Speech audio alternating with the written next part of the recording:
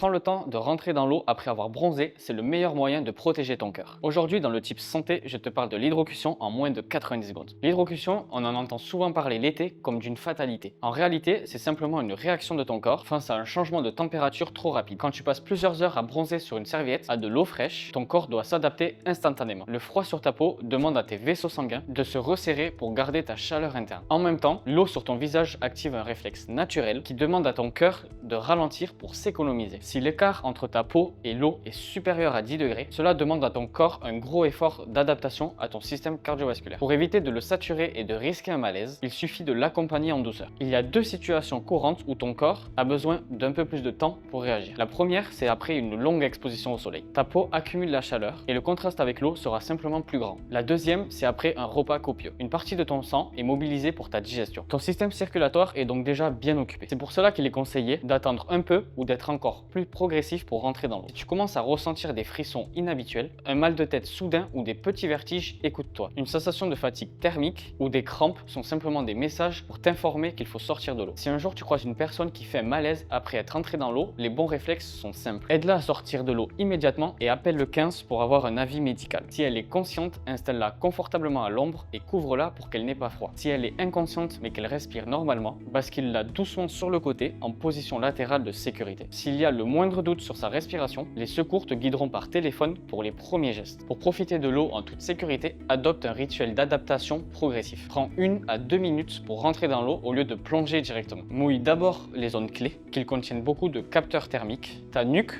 ton visage, puis ton torse. Ce geste simple prévient ton cerveau et ton cœur que le corps va se rafraîchir. Et voilà, tu sais tout sur l'hydrocution.